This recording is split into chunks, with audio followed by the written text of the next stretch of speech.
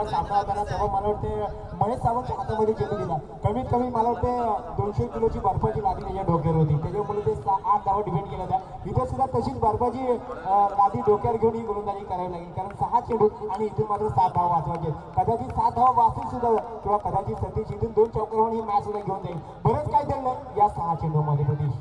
मागचा पहिला चेंडू शेवटचा वर्ग पहिला चेंडू 6 चेंडू 7 धावा आणि हा येतोय डॉट बॉल. आणखी मात्र प्रेशर बिल्डअप होते फलंदाजावर. तिथे 6 चेंडू 7 धावा हवे होत्या.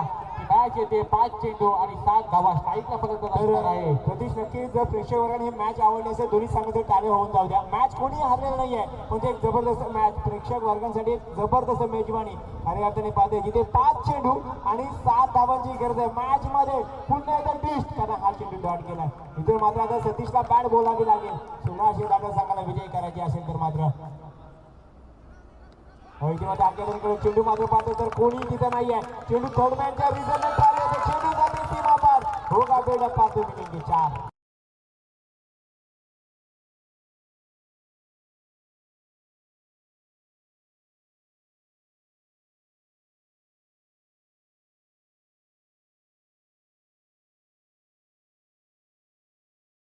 सतीशने आपलं काम केलंय. गोलंदाज जर आपण परत त्याने सुद्धा आपला राजेश आला. पहिला चेंडू डॉट केला, त्याचा होता. दुसरा चेंडू आपण सतीशने ज्या धावांची गरज आहे, सतीशच्या बॅट मधून हा चौकार आला, पण इथं पाहिजे 4 चेंडू शिल्लक आहेत. 3 धावांची गरज आहे.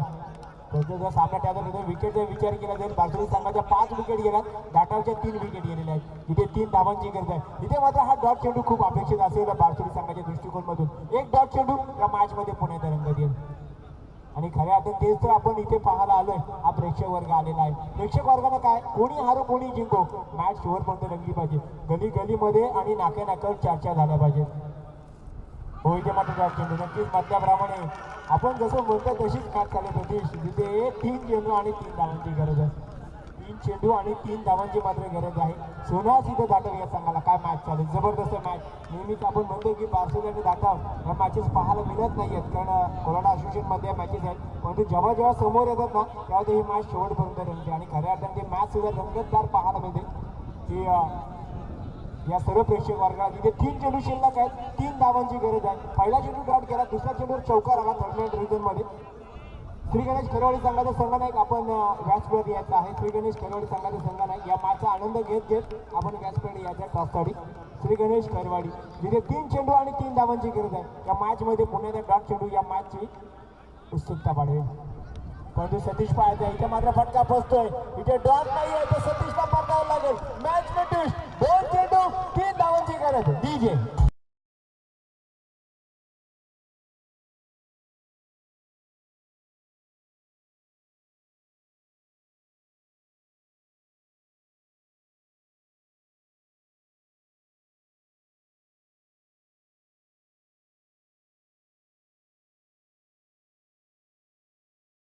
त्यांचं सहर्ष स्वागत असेल. खऱ्या अर्थाने मॅचचा आनंद घेत आहेत. एक साईडला आपण बघतो सोनशी दाटव संघ म्हणतो तर मुकेश बोगटे यांचा संघ आहे. दुसऱ्या डावात दिनेश पाशीलकर असतील, नामदेवजी मस्के साहेब असतील आणि सर्व आपण पहा कसे बघतात की मॅच कोण जिंकणार. कारण मॅच रंगतदार आली.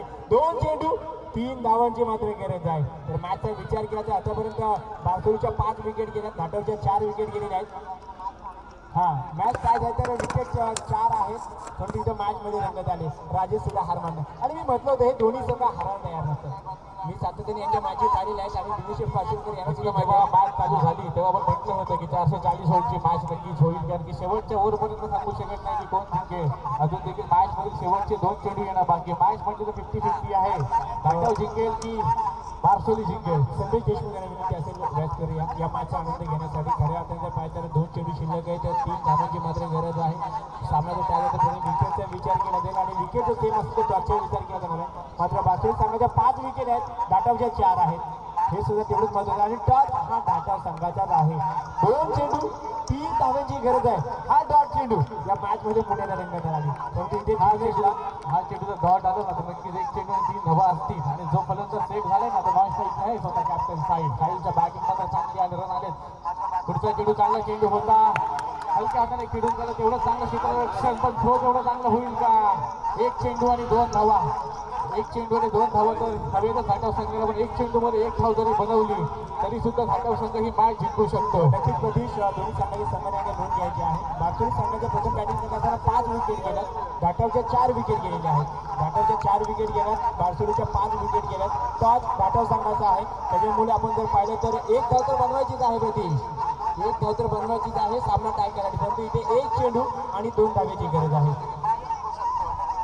पाणी घेऊन जायचं मैदानात. आता आठवत असेल पाहिजे, चलतीच झाली 2 पाहिजे. परंतु 1 केली तर धाटो संघ इथे विजय आहे.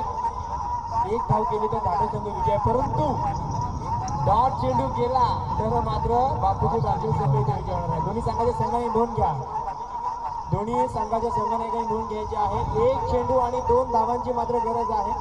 जर चेंडू डॉट गेला तर इथं बापूजी व बारसोली संघ विजय होईल आणि 1 केली तर धाटा संघ. आणि ग्राउंडमध्ये कोणी धावत जायचं नाही. सोनशे धाटो संघ किंवा बारसोली विनंती असेल, जोपर्यंत पंच आपला निर्णय देत नाही तोपर्यंत कोणीही मैदानाच्या आतमध्ये जायचं नाही, ही आग्रहाची विनंती आहे. 1 चेंडू 2 धावांची गरज आहे.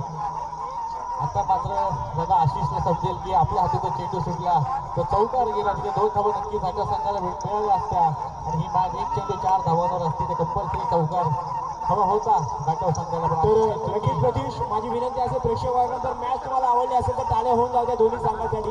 तिथे आपण पाहिलं होतं ही मॅच सहजासहजी जाणार नाहीये आणि बारसोली संघ सुद्धा सहज हारणार नाहीये. पाठिंबा आपण पाहिलाय तर एक साईडला बापूजी बारसोली संघ सुद्धा आहे, पाठिंबा घाटाव संघ सुद्धा आहे.